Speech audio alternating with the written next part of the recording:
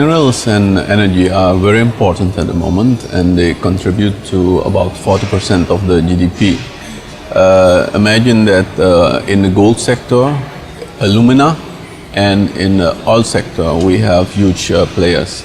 Staatsolie, our only state oil company, is doing the oil, and in the gold sector, we have operations of IAMGOLD currently, and Newmont is coming into production probably 2-3 years from now.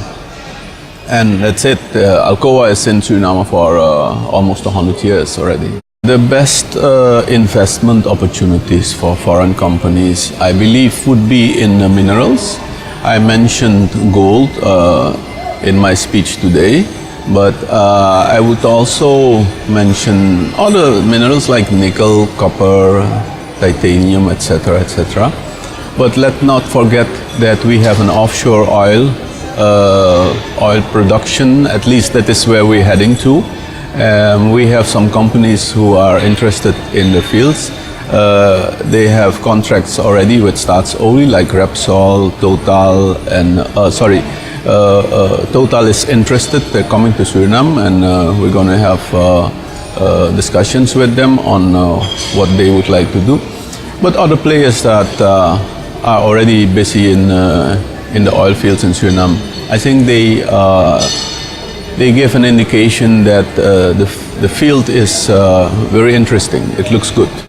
We are just starting off, you know. Our oil industry started in the 80s, and we are still very small compared to all the other players on the field. So we are developing a relation, and that's one of the reasons why we are here, to get together with the big players, so to speak, and to interest them to look at Suriname. Staatsolie has concentrated up to now more on onshore and nearshore activities in the oil production, and we are now looking for the oil production in deep waters. We have just we got permission to extend our economic zone with another 150 miles, which means that we have now a 350 miles economic zone into deep waters, running into deep waters. And I think that the players here are, some of them are more experienced in that, and it's a good reason to be here, to contact them, to make contact with all the players in the field. I think that the barriers should not be different from others. I think in fact, there are a lot of opportunities in Suriname. We have a skilled population. We have a tradition, in fact, with multinationals. Like I said, Alcoa has been in Suriname for almost 100 years. We have a good infrastructure, telecommunication, and so on.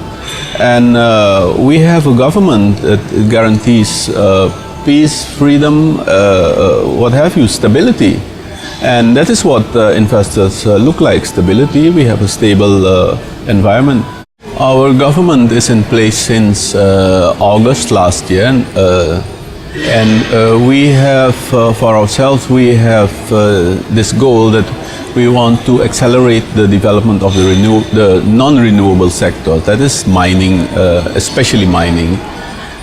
So to underpin the development of the renewable sectors. And we think of agriculture, we think of fisheries, forestry, tourism, and so on and so on.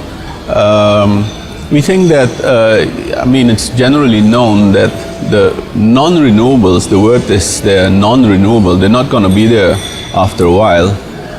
And we have to look into the future.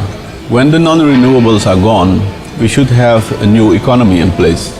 I must tell you that I was amazed to hear that the WPC was for the first time held in the Middle East. I was really amazed about that because such a huge oil-producing surrounding, and then having this Congress for the first time here, I was really amazed about it.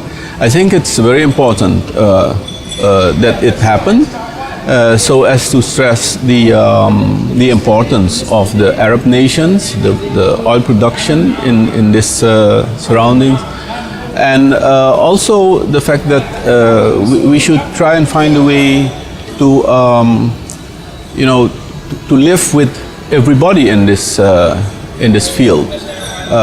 Oil production, gas production is going to come from here for quite some time, and I think that we better learn how to be with each other, deal with each other, and live with each other. That is, and that's why I'm very happy that finally the Congress came to the Middle East. It must also be very pleasing for Qatar, especially, to host this Congress.